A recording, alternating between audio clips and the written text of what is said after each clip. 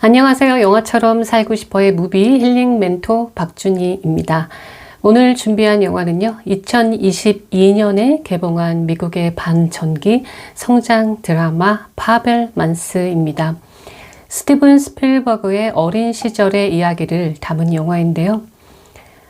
가족들의 이야기를 세상에 영화로 만들어 내놓기가 아마 쉽지는 않았을 것 같아요. 그래서 오랜 시간 고민을 했던 것 같은데요. 결국 아버지까지 돌아가신 후 한 일주기가 됐을 때부터 제작에 들어갔다고 합니다. 그렇다고 부모님이 가족들의 이야기를 세상에 알리는 거를 싫어하셔서 고민을 했던 게 아니라 살아계셨을 때에도 우리 가족들의 이야기를 언제 영화로 만들 거냐고 계속 말씀을 하셨대요. 그 조금은 민감한 가족사이기도 하지만 영화적으로 봤었을 때는 좋은 작품이 나올 수도 있을 거라고 아마 생각을 하신 것 같아요. 그 아버지의 뛰어난 두뇌와 그리고 어머니의 아티스트적인 감성을 다 가져서 아마 스티븐 스필버그가 탄생하지 않았나 싶습니다. 2004년 미넨을 작업 중이던 스티븐 스필버그는 그 시나리오 작가인 토니 큐슈너에게 자신의 인생 이야기를 들려줬다고 합니다. 토니 큐슈너는 플리처상 수상을 한 극작가인데요. 그 영화 시나리오로 미넨이 처음이었다고 해요.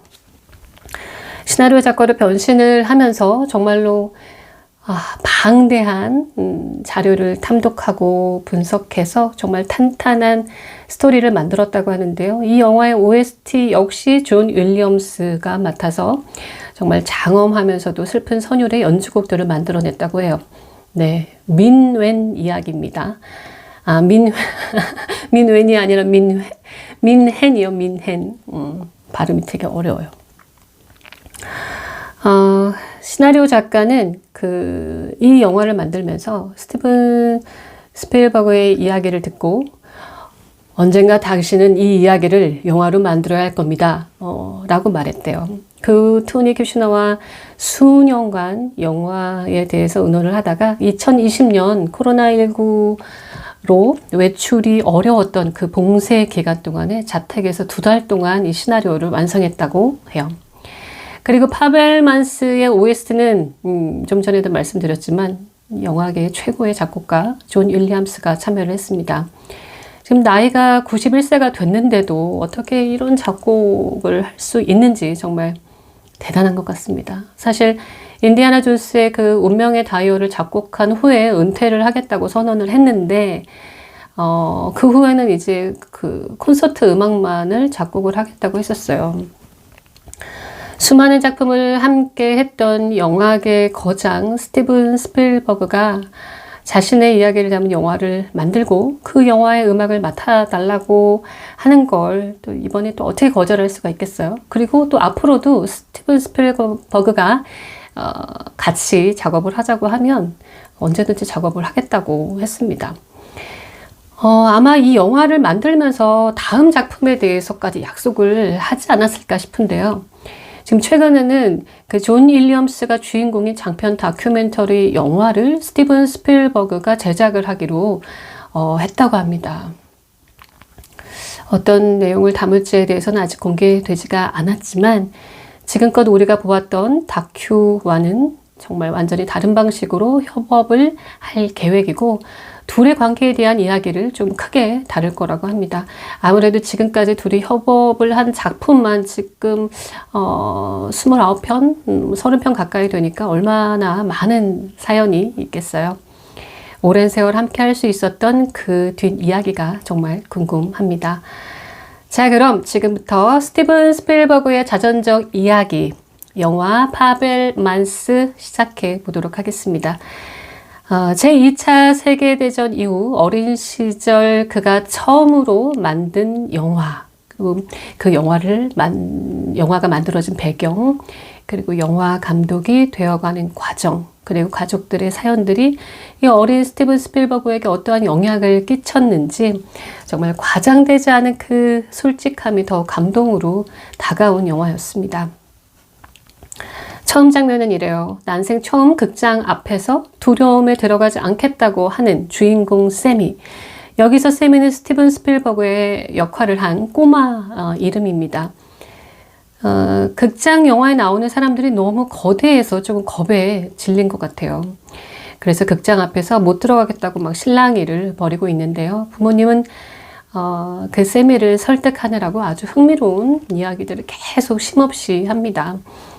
아이가 알아듣기 힘든 영화 필름으로 상영이 되기까지의 과정을 막 설명해주는 아빠 버트와, 그리고 영화는 움직이는 사진이고 또 꿈이라고 설명을 하는 엄마 미치는 영화가 끝나고 나면 가장 크고 얼빠진 미소가 지어질 거라고 말합니다. 엄마와 아빠가 세미를 설득하는 내용이 너무도 다르네요. 모든 영화들을 보면 처음 장면에 이렇게 복선이 깔려 있어요. 영화가 말하고자 하는 이 문제를 초반에 먼저 던져 놓는 거죠. 세미의 아빠와 엄마는 같은 이 상황을 놓고도 항상 완전히 다른 감성으로 접근을 합니다. 결국 설득당한 세미는 인생의 첫 영화를 보게 되는데요. 세실비 드밀 감독의 지상 최대의 쇼입니다. 기차가 자동차와 충돌을 해서 사람이 막 하늘로 튀겨 막 오르고 탈선이 돼서 엉망진창이 된 이 장면을 보고 세미는 너무 충격을 받아서 영화를 보는 내내 넋이 나가 있어요. 극장의 아이라고는 세미 혼자인 것 같아요. 지금 같으면은 이렇게 잔인한 살해 장면도 나와서 아이가 볼 수 없는 영화인데, 또 세미 부모님은 뭔가 특별한 경험을 시켜주고 싶었던 것 같아요. 영화를 보고 집으로 돌아온 세미는 온통 머릿속에 그 자동차가 충돌하는 그 장면을 계속 상상하고 있어요. 막 기차가 칙칙칙칙 하고 자동차가 와서 사람이 탄 자동차가 팍 하고 부딪히면서 기차가 탈선이 된 그 장면을 끊임없이 상상을 하는 거예요. 그래서 밤에도 지금 잠을 잘 수가 없습니다. 그러다 갑자기 엄마 하면서 다급하게 불러요. 엄마가 놀라서 달려가 방문을 열어보니까 침대 위에서 이 세미가 팔짝팔짝 뛰고 있네요. 한우카 축제 때 받고 싶은 선물이 생각이 났다고 지금 들떠 있어요. 여기서 한우카 축제는 12월 하순에 크리스마스 시즌에 열리는데, 우리나라 말로는 봉헌절이라고 번역이 된다고 합니다. 그 유대인들의 축제라고 생각을 하시면 돼요. 한우카 축제 때 받은 선물은 바로 장난감 기차였습니다. 그 전기 레일 위에서 모형 자동차를 연결을 하나씩 연결을 해서 막 움직이는 거, 그 옛날 영화에서 많이들 보셨죠? 그 기차를 가지고 그 영화에서 본 장면들을 그대로 연출을 막 해봅니다. 정말 이 어린 세미는 얼마나 재미있었을까요? 인생 첫 영화를 보고 난 후에 머릿속에 온통 영화 생각으로 가득 차서 그걸 장난감으로 계속 재현을 하고 있어요. 늦은 밤 부모님은 그 요란한 소리에 놀라서 잠에서 깹니다. 세미가 기차와 자동차를 가지고 영화에서 본 것처럼 계속 충돌하는 그 놀이를 하다가 장난감이 바닥에 떨어진 것 같아요. 그래서 늦은 시간에 쾅 하는 소리가 나니까 부모님이 깜짝 놀라서 깼어요. 세미의 아빠 버트는 장난감을 소중히 다뤄야 한다고 주의를 줍니다. 아빠의 성격으로는 세미가 왜 기차가 충돌하는 걸 계속 봐야 하는지 이해가 안 된다고 해요. 아이가 충분히 호기심을 갖고 던지고 부수면서 놀 수도 있는데, 세미의 아빠는 매우 정적이고 반듯하고 또 정도를 걷는 사람인 것 같아요. 그런 얘기를 아내 미치에게 해요. 왜 우리 아들이 이렇게 놀까 이해가 안 된다 이런 얘기를 하니까 미치는 아예 쳐다보지도 않고 잠자리에 들어서 침대 위에서 그 악보를 계속 열심히 보고 있어요. 세미의 엄마 미치는 아이들을 낳기 전에 피아노 연주를 했던 사람인 것 같아요. 베이스 라인을 상상하면서 현장에서 울려 퍼질 그 연주곡을 상상하느라고 푹 빠져 있습니다. 그 모습을 보고 남편은 다시 방송국에서 연주하는 일을 하는 게 어떻겠냐고 말을 해요. 하지만 아내 미치는 그건 아이를 낳기 전의 일이고 지금 그럴 시간이 어디 있느냐라고 말을 하네요. 남편은 아이들을 봐줄 사람을 구한다고 말했지만 비용이 많이 들 걱정에 생각도 하지 않는 것 같아요. 그저 그냥 예전의 삶일 뿐이라고 말합니다. 그런데 피아노에 대해 가장 그리운 게 뭔지 아냐고 남편에게 묻네요. 스코어로 서렌더링 하는 거라고 지금 이 미치가 얘기를 하는데요. 아마 그 의미는 그 악보에 담겨있는 그 음표들의 몸을 맡기고 따라가는 그 느낌들을 표현한 것 같아요. 그 악보 안에 담긴 이야기들을 이해하고 표현하는 과정에서 안전하고 행복한 작은 세상을 만들어가는 느낌을 받은 것 같다고 얘기하는 것 같습니다. 그 순간, 그 얘기를 하는 순간 뭔가 머리에서 스치네요. 기차가 충돌하는 걸 봐야 하는 아들 세미의 마음과 같은 거 아닐까라고 생각을 하게 된 거죠. 세미가 스스로 그 마음을 통제하려고 노력하고 있다고 눈치를 챕니다. 아무래도 엄마 미치와 아들 세미는 조금 예술적인 그 감성이 닮아 있는 것 같아요. 아들의 마음을 더 깊이 이해할 수 있을 것 같은 엄마 미치는 세미 아빠의 8mm 카메라를 몰래 가져다가 줍니다. 카메라로 충돌하는 장면을 찍어서 보면 계속 충돌할 필요도 없고 장난감도 망가지지 않는다고 말을 해주네요. 그리고 이건 아빠에겐 비밀이라고 얘기를 합니다. 세미는 놀랍게도 영화에서 본 그대로 장면을 연출해서 모두를 놀라게 합니다. 어릴 때부터 정말 타고난 재능이 있었던 것 같아요. 동생들과 친구들을 데리고 막 서부 영화를 찍듯이 막 총 들고 마차를 타고 막 달리는 장면도 찍는데 정말 그 진짜 마차에서 찍을 수가 없으니까 이렇게 서 있는 마차 안처럼 만들어 놓고 그 달리는 느낌을 주기 위해서 그 마차 밖에서는 막 친구들이 뛰는 제자리에서 막 뛰고 있고 또 친구들은 막 옆에서 바깥에서 이제 달리는 느낌을 주기 위해서 먼지를 막 뿌려줘요. 이 모습이 정말 얼마나 귀엽고 대단하다는 생각이 들던지 약간 가슴이 조금 뭉클한 느낌이 들었어요. 이렇게 어린 시절에 그 열정을 다해서 막 촬영하는 아이가 커서 어떻게 자랄지 또 일반적인 보통 사람으로는 살지 못하겠다 하는 마음이 조금 들었거든요. 아마도 그 아이가 바로 스티븐 스필버그구나 하는 생각이 머릿속에 아마 있어서 더 그랬었던 것 같아요.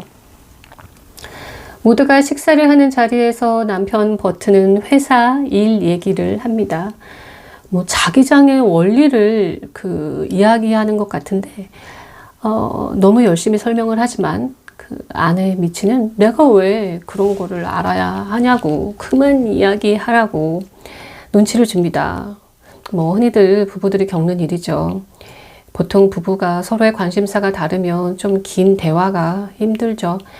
아예 말할 생각을 안 하거나 입을 닫게 되고 그 이야기에 관심을 가져줄 또 누군가를 만나게 되면 막 온 마음을 다해서 막 그 탈출구를 놓치지 않으려고 애를 쓰게 되는 것 같아요. 그때 세미는 식사 전에 받은 우편 속의 그 필름을 빨리 보고 싶어서 안달이 났습니다. 그 세미가 찍은 영상을 편집해 주는 곳에서 맡겼었나 봐요. 그런데 식사 전에 그게 도착을 했던 거죠. 그런데 세미 엄마 미치는 밥을 다 먹어야 볼 수 있다고 얘기를 했습니다. 그래서 마음이 급했던 거죠. 세미는 접시 아래다가 음식을 막 숨겨두고서 식사를 다 했다고 이제 일어나도 되냐고 묻습니다. 엄마는 그런 세미의 마음을 알아차리고 몰래 필름을 건네줍니다. 그때 또 등장하는 한 남자가 있습니다. 세미의 아빠 친구이기도 하면서 일을 도와주는 관계라서 매일같이 집에 드나드는 것 같아요. 남편 버트가 조금 지루한 일 얘기가 계속되니까 그 버트 친구는 아내 미치와 아이들에게 이해하기 쉽게 그 상황들을 설명을 해줍니다. 그랬더니 아이들이 갑자기 집중을 해서 듣고 막 미치도 막 웃으면서 흥미로워해요. 대화는 그 남편 친구와 조금 더 잘 통하는 것 같아요. 이때 또 흥미로운 장면이 하나 있습니다. 남편 버트의 어머니, 그러니까 그 미치의 시어머니죠. 시어머니가 같이 그 식탁에서 식사를 같이 하고 있는데 그 묘한 기운을 느낀 그 표정으로 눈빛이 흔들리는데 처음에는 이 눈빛을 이해하지 못했어요. 그러니까 남편과 아내가 앉아있고 그 남편의 친구가 앉아있는데 남편이 얘기할 때는 그러니까 며느리죠. 며느리가 별로 그렇게 재밌어하지 않는데 그 남편의 친구가 얘기할 때는 너무 좋아하는, 즐거워하는 반응을 보니까 그게 조금 뭔가 기분이 이상하다고 느꼈던 것 같아요. 그래서 이 시어머니가 밥을 먹다가 눈으로 이게 뭐지? 이 분위기가 뭐지? 하는 그런 눈빛이 있었어요. 그런데 이걸 처음 영화를 봤었을 때는 몰랐어요. 정말 어떤 의미가 있는지 그때는 생각하지 못했는데 다시 보니까 그런 느낌이구나. 어떤 어른이라서 이런 느낌을 빨리 눈치를 챘을까 하는 생각이 들었어요. 그래서 여러분들도 영화를 보실 땐 꼭 두 번씩 보셔야 합니다. 물론 혹시나 저의 이야기를 듣고 보시는 분들은 뭐 한 번을 봐도 이게 그 얘기구나 하면서 이해를 하기 편하시겠지만 그래도 제가 끝까지 이 영화 내용을 다 말씀드리는 게 아니기 때문에 아마도 영화를 사랑하시는 분들은 2번 이상 챙겨 보시면 좋을 것 같아요. 정말 영화가 말하고자 하는 거를 우리가 얼마나 놓치면서 보고 있는지 아마 여러분들도 항상 새롭게 느끼실 수 있을 거예요. 삼촌이라고 부르는 그 남편의 친구는 계속해서 아이들을 즐겁게 해주고 아이들의 엄마 미치까지 웃게 만드는데 시어머니는 계속해서 기분이 안 좋습니다. 별로 웃기지도 않은 이야기인데 왜들 그렇게 유난스럽게 웃냐고 하는 분위기예요. 가족이 아니니까 아이들한테도 삼촌이라고 부르지도 말래요. 너희들의 아빠를 위해서 지금 일하기 때문에 여기에 있는 것 뿐이라고 강하게 어필을 합니다. 남편 버트 역시 자기와 가장 친한 친구이기 때문에 여기 있는 거라고 얘기를 합니다. 지금 시어머니만 눈치를 챘을까요? 남편 친구는 시어머니에게도 저는 당신의, 그러니까 어머니의 마음 깊은 곳에서 친구이기도 합니다 라고 말해요. 하지만 시어머니는 자신의 마음 깊은 곳은 당신이 상관할 바가 아니라고 말하네요. 정말 이 할머니도 강한 캐릭터죠. 이런 말 쉽게 할 수 없는데 뭔가 불길한 예감이 들어서였을까요?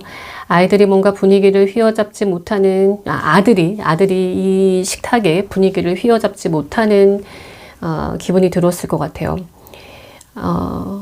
그러니까 나의 며느리와 손주들이 그 아들이 아닌 다른 남자를 향해 더 많이 웃고 좋아하는 것 같은 그 느낌이 너무 싫었던 것 같아요. 아마도 샘의 어린 시절 할머니는 아빠의 친구를 못마땅하게 생각한 유일한 사람일지도 모릅니다. 그러니까 눈치가 있는 유일한 어른이었던 것 같아요. 시간이 지나 나이가 들면 그 모든 것들이 그래서 그랬구나, 그랬겠구나 하는 일들이 있잖아요. 그래서 아마도 스티븐 스필버그가 어렸을 때는 몰랐지만 그 당시에 할머니의 눈치가 이랬을 수도 있겠다라고 아마 이 장면을 넣었을 수도 있을 것 같아요. 식사가 끝나고 모두 테이블을 치웁니다. 처음엔 파티라서 그런가 가족 이외의 식구들이 조금 더 추가돼서 그런 건가 조금 이상했던 게 매번 이 가족들이 식사할 때 파티용 종이 그 그릇과 아이들이 파티할 때 쓰는 그 종이 일회용 그릇들 있잖아요. 그리고 일회용 테이블보를 깔고 식사를 하는 거였어요. 그 이유가 피아노를 치는 아내 미치의 손이 망가질까봐 설거지를 하지 못하게 하는 배려였다고 합니다. 그 시대에 그 당시에 매번 일회용 그릇과 테이블보를 사용한다는 게 정말 쉽지 않을 텐데 나름 생활이 어렵지 않았다는 얘기일 테고, 또 아내를 사랑하는 남편의 마음이 느껴지는 장면이기도 하겠죠. 혼자 몰래 방으로 올라가 그 편집한 필름을 보고 있던 세미는 엄마가 오자 불을 끄고 둘이 영화 관람을 하듯이 앉아서 감상을 합니다. 그 영상을 보자 세미의 엄마는 너무 감동을 한 표정으로 사상 최대 쇼잖아 라고 말을 하네요. 말도 안 된다고 너무 신기하면서 막 최고 최고 최고 막 이렇게 박수를 치니까 세미는 우쭐대면서 너무 기뻤겠죠. 그 이후부터 세미는 모든 일상생활을 촬영하기 시작을 합니다. 동생들과 막 치과놀이를 하면서도 입안에 막 케첩을 넣고 막 피처럼 토하게 연기를 하고 막 소리를 지르고, 정말 우리 아이들이 이렇게 논다고 생각하면 얼마나 사랑스러울까요? 무언가 이렇게 빠져서 몰입하는 모습은 정말 애나 어른이나 너무 멋지고 훌륭하다는 생각이 들어요. 어렸을 때 저희도 중학교 때였을까요? 초등학교였는지 중학교였는지 저도 한참 막 이렇게 피처럼 보이는 거 되게 재밌어 했잖아요. 그래서 저도 손에다가 막 이쪽에다가 굉장히 막 빨간색과 검은색 섞어가지고 이렇게 뚫린 것 같이 막 칠하고 막 이러고, 누가 더 리얼하게 칠하나 막 이런 것도 친구들하고 했었던 것 같아요. 그런데 갑자기 남편 버트가 아이들과 미치를 거실에 앉혀놓고 중대한 발표를 한다고 합니다. 좋은 조건으로 회사를 옮기게 돼서 곧 이사를 가야 할 수도 있다고 얘기를 하네요. 훨씬 더 깨끗하고 핫한 동네라서 살기 좋을 거라고 말을 합니다. 그런데 문제는 버트의 친구 베니 삼촌은 함께 갈 수가 없다고 하네요. 아이들은 함께 가지 못해서 아쉬워하는데 당연히 아쉬워하죠. 그렇게 친하게 지냈으니까. 그런데 유난히 미치가 화를 냅니다. 어떻게 함께 일하던 친구를 놔두고 우리 가족만 갈 수 있냐는 건데, 뭐 처음에는 그저 이사를 하는 게 싫어서 화를 내는 줄 알았어요. 워낙 예민한 성격이라서 낯선 곳에 가기가 좀 두려웠을 수도 있겠다는 생각을 했거든요. 그 이유는 곧 알게 됩니다. 아무튼 그런 중대한 발표를 한 후에 막 화를 내는 미치에게 아이들이 갑자기 막 달려와서 막 소란스럽게 막 엄마 막 밖에 지금 토네이도가 와서 너무 무섭다고 막 울먹이면서 아이들이 얘기를 합니다. 엄마, 밖에 지금 토네이도가 지금 몰려오고 있어요. 막 이렇게 얘기를 해요. 현관 밖으로 나가서 보니까 저 멀리에 막 토네이도가 막 오고 있어요. 그런데 보통 엄마들 같았으면은 아이들을 막 지하에 뭐 대피를 시키거나 할 텐데, 이 세미의 엄마 미치는 오히려 뭔가 신이 나 합니다. 그래서 아이들을 차에 태우고 그 토네이도가 오는 방향으로 운전을 하네요. 너무 놀랐어요. 이게 무슨 일이죠? 이게 간단한 체험을 할 정도의 것이 아니라 굉장히 목숨도 위험할 수 있는 일인데 대단하네요.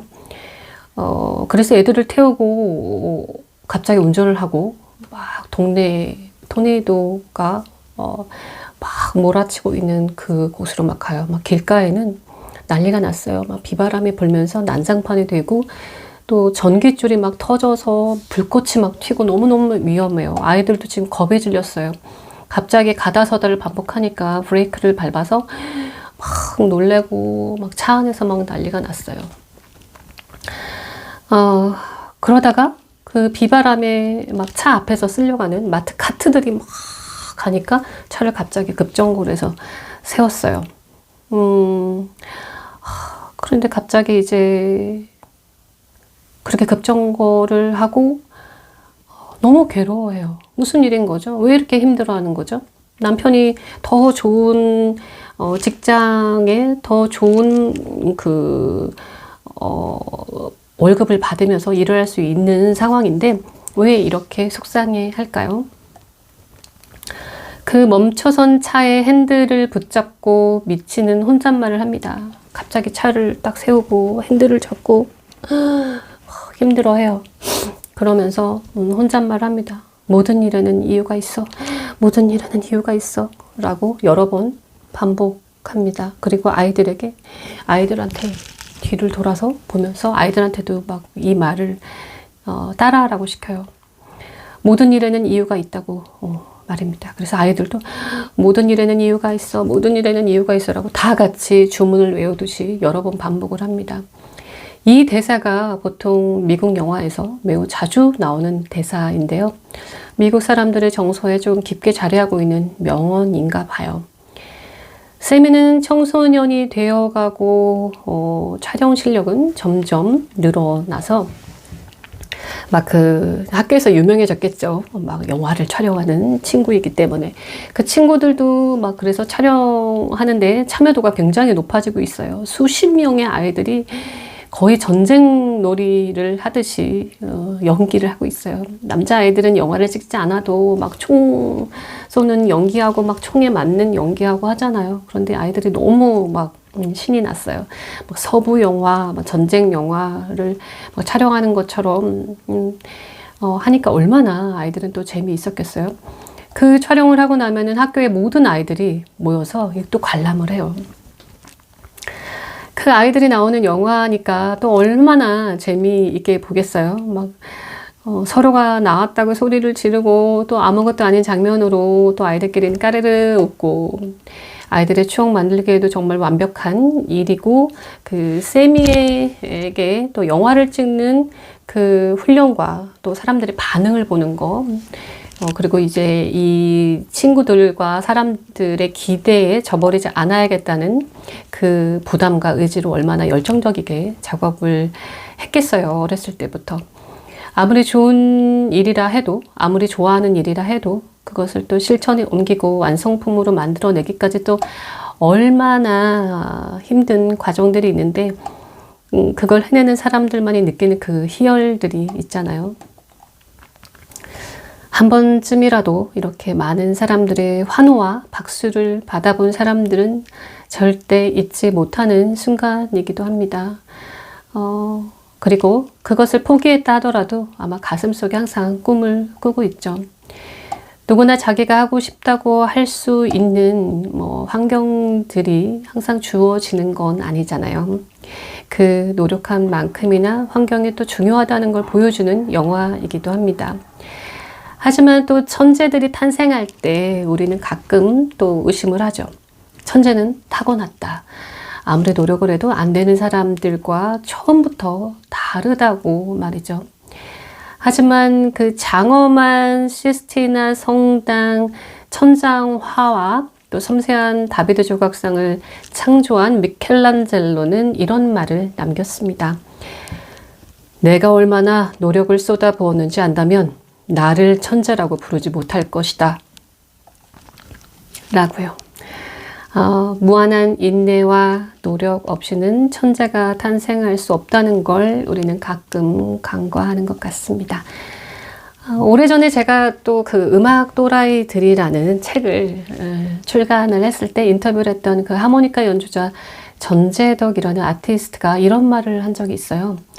사람들은 그가 앞에 보이지 않는다고 막 저절로 하모니카 연주를 잘하는 줄 알고 있다고요. 앞에 안 보이는 사람들은 뭔가 귀가 더 발달했다고 우리나라 사람들은 이렇게 아무 생각 없이 좀 말을 하잖아요. 귀가 들리지 않으면 뭔가 다른 기능이 더 발달할 거라는 그 생각을 하는 거죠.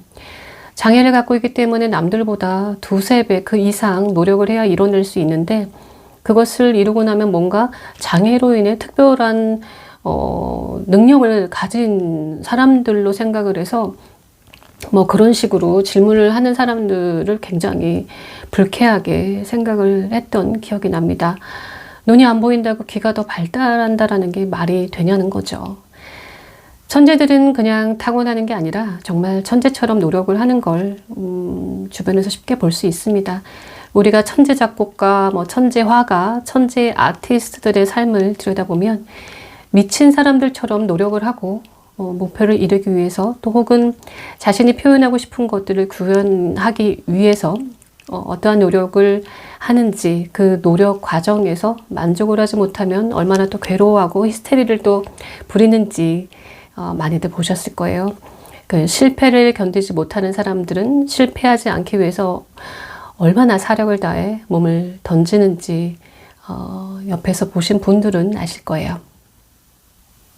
삶이 힘들고 되는 일이 없고 성장을 하지 않는 사람들을 보면 가진 재능이 훌륭하다고 해서 다 성공하는 게 아니라는 걸 또 쉽게 볼 수가 있습니다. 제가 오랜 시간 아이들 보컬 트레이너로 일을 하면서 느꼈던 것도 정말 재능이 타고난 아이들이 많았지만 그 노력과 열정이 조금 부족해서 꿈을 포기하는 경우를 참 많이 봤어요. 게으름도 참 문제였던 것 같아요. 꿈은 옆에서 잔소리를 한다고 이룰 수 있는 게 아니라서 저도 포기한 아이들이 많은데요. TV에서 나오는 아이돌을 보면서 본인도 가능성이 있지 않을까 하면서 또 꿈을 꾸며 오디션을 보러 다니는 아이들을 참 많이 봤는데 아쉬울 때가 많았어요. 실력을 갖추지도 않고 그렇게 오디션을 보러 다니더라고요. 그 부모도 발견하기 힘든 그 자신의 재능을 누가 알아줄까 하고 도전을 하는 게 노력이고 열정이라고 착각을 하는 경우가 많다는 거죠. 그 시간에 연습을 조금 더 하고 실력을 갖춰서 들어가고 싶은 기획사를 선택해서 가는 게 좋지 않냐고 아무리 얘기를 해도 아이들은 다들 마음이 급하더라고요. 그 음악을 하며 사는 과정을 즐기기보다 빨리 유명해지고 싶고 성공에 더 급한 거죠. 뭔가 성공 열차를 올라타기만 하면 목적지까지 저절로 갈 수 있을 거라고 좀 생각을 하는 아이들이 많았던 것 같아요. 어느 날 세미의 가족과 베니 삼촌과 모두 캠핑을 갑니다. 왜 항상 베니 삼촌이 항상 함께 다니는지 모르겠더라고요.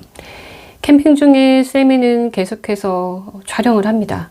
가족들의 추억을 영상으로 남겨두려고 찍어두는 것도 있고 그냥 일상이 이제 촬영을 하는 습관이 든 것 같아요. 너무도 행복한 모습들이 사랑스러울 정도로 완벽한 가족의 모습입니다. 그런데 캠핑장에서 남편과 그 남편 친구가 서로 회사 문제로 언성을 조금 높이네요. 회사를 옮기게 되면 이사를 가야 하기 때문에 그 이야기를 하는 것 같아요. 미치는 그 순간에 속이 훤히 들여다 보이는 크림색 원피스 잠옷을 입고 갑자기 춤을 춥니다. 어두우니까 남편의 친구 베니는 자동차 라이트로 환하게 갑자기 켜주네요. 어두운 밤에 그 라이트를 갑자기 켜고 춤을 추니까 그 얇은 잠옷 속에 그 안에 실루엣이 비칠 거 아니에요. 딸들은 엄마가 저래도 되나? 너무 부끄러운 거죠. 그래서 막 말리려고 해요. 엄마 그만 춤추게 하라고. 엄마 속옷이 다 비치잖아. 막 이런 얘기를 합니다. 그런데 아무도 말릴 생각을 하지 않네요. 자유로운 영혼의 그녀를 아무도 막을 수 없다라는 걸 알고 있는 것 같아요. 그리고 그 모습이 아름답다고 느끼는 두 성인 남자와 이 순간을 놓치지 않으려고 또 촬영을 열심히 하고 있는 세미가 보입니다. 그렇게 캠핑을 다녀왔는데 다녀오고 나서 갑자기 미치의 어머니가 세상을 떠나고 맙니다. 그 슬픔으로 미치는 우울함에서 한동안 헤어나오질 못해요. 매일 슬픈 연주를 하면서 집안의 분위기를 더 우울하게 만들고 있네요. 이때 하는 연주곡들이 너무너무 멋있어요. 그 집안의 분위기를 더 우울하게 만드는 그 멜로디가 정말 이 음악들 존 윌리엄스의 그 연주곡들이 얼마나 훌륭한지 이 영화에 얼마나 잘 묻어나게 만들었는지를 아마 느끼실 수 있으실 거예요. 지금 그녀는 그 누구의 감정보다 자신의 감정을 중요하게 생각하는 것 같아요. 그런 모습을 지켜보는 게 정말 가슴 아프고 힘든 남편 버트는 세미에게 캠핑장에서 찍은 영상들을 편집해 달라고 합니다. 그 영상을 보면 엄마가 기분이 좋아질 수 있을 거라고 얘기를 하네요. 쌤에는 내일 지금 친구들 수십 명하고 약속을 해서 촬영 계획이 있다라고 얘기를 합니다. 절대 못합니다. 저 지금 너무 바빠요. 그리고 너무 많은 친구들하고 약속을 해놔서 지금 이걸 할 시간이 없어요. 내가 왜 그래야 합니까? 라는 분위기가 처음에 있어요. 하지만 결국은 엄마의 그 우울함을 달래주기 위해서 편집을 합니다. 그런데 편집을 하면서 이 쌤이는 너무도 충격적인 장면을 보고 마네요. 그 영상 속에는 아빠의 친구 베니와 엄마의 다정한 모습이 담겨 있습니다. 이게 뭐지? 설마 하면서 여러 장면들을 계속 체크를 해요. 그런데 점점 확신에 찬 뭔가 분위기가 이상하다라는 그 느낌에 찬 영상들을 계속해서 발견을 하게 되자 표정이 변화하면서 괴로워합니다. 그리고 베니 삼촌과의 엄마의 그 불편한 장면들을 빼고 편집을 완성해서 가족들을 보여줍니다. 그것도 모르고 엄마 미치는 너무도 기뻐하네요. 그러나 너무 잘 만들었다, 고맙다, 너무 멋지다라고 막 안아주면서 감동의 표현을 하는데 쌤이는 지금 너무 충격을 받은 상태잖아요. 그래서 뭔가 찬바람이 붑니다. 그리고 내내 엄마에 대한 실망감과 충격으로 화가 나 있습니다. 어떻게 이 사실을 말해야 할지, 이 상황을 어떻게 받아들여야 할지 지금 모르는 것 같아요. 갑자기 하루아침에 엄마가 아닌 낯선 여자로, 낯선 어른 여자로 느껴졌겠죠. 오늘 제가 소개하는 이 파벨만스는 주인공이 스티븐 스필버그이지만 저는 그 스필버그의 엄마 미치에게 굉장히 많이 집중이 됐던 것 같아요. 음악을 사랑했던 그녀, 그리고 가정을 꾸리면서 포기했던 자신의 꿈, 그 길을 주체하지 못하고 밤낮 없이 집에서 피아노 연주를 하면서 자녀들보다 더 관심을 받고 싶어 했던 그 약간은 사차원적인 철없는 그녀, 그리고 남편의 사랑을 받으며 설거지조차 하지 않고 살았던 그녀. 가끔은 너무 엉뚱하고 해맑아서 감당하기 힘든 캐릭터로 보이지만 그녀 자신의 이야기를 집중해주고 또 내면에 흐르는 그 특별한 감성을 이해해주는 사람을 만나면 정말 어린아이처럼 순수해지는 그런 맑은 영혼을 가진 여자였던 것 같아요. 엄마이자 여자였던 것 같아요. 그런 부분이 조금 마음이 이해가 되지 않았나 싶어요. 아무리 좋은 부부여도 그 영원히 건널 수 없는 다리가 모두에게 하나씩은 있잖아요. 무엇보다 미셸 윌리엄스의 연기가 너무나 완벽했어요. 뉴욕타임즈에서 미셸 윌리엄스가 했던 인터뷰 내용 하나만 읽어드릴게요. 저도 제 감정이 어디서 나오는지 모르겠어요. 잊어버리는 것. 잊어버리는 것은 제가 하는 일 중에 가장 중요한 작업이에요. 그래서 제 안에 감정의 원천은 저 또한 어디서 나오는지 몰라요. 저는 그것이 일종의 마법이라고 생각을 해요. 저도 모르게 예측할 수도 없는 연기를 반복하게 만들죠. 그리고 블록버스터 영화를 출연하지 않는 이유는요. 가족처럼 느껴지는 영화를 좋아해요. 강하게 단결된 사람들이 모여서 지속성을 갖춘 세계를 만들기 때문이죠. 이런 얘기들을 했어요. 그래서 그녀는 가족들의 그 섬세한 친밀감을 표현하는 영화를 되게 좋아해서 그런 영화를 많이 또 찍었던 것 같아요. 그래서 그 누구도 대신할 수 없을 것 같은 연기가 이번에도 역시 너무나 완벽하지 않았나라는 생각을 해봤습니다. 스티븐 스필버그는 아빠 역의 폴 다노와 그리고 엄마 역의 미셸 윌리엄스의 그 헤어스타일 굉장히 독특하죠.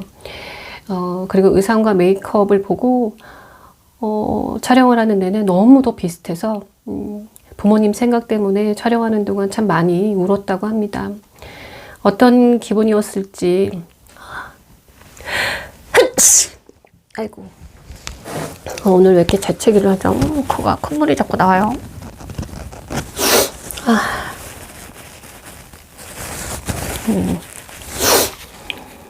영화의 마지막 부분에는 스티븐 스필버그가 그 세계적인 거장이 되기까지 또 가장 큰 영향을 준 존 포드 감독이 나옵니다. 서부극의 거장이자 아카데미 시상식에서 4회 수상을 한 최다 기록을 가지고 있는 감독이 주인공으로 또 감독상의 주인공이죠. 그 존 포드가 나오는데 그 존 포드 역을 또 한 사람도 유명한 감독 데이비드 린치입니다.